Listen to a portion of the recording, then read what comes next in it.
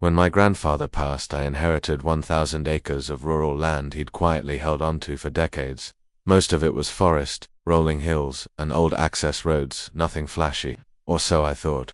A week after the paperwork finalized, I got an aggressive letter from an HOA I'd never heard of. It accused me of unauthorized access, demanded dues, and warned of fines for violating community rules.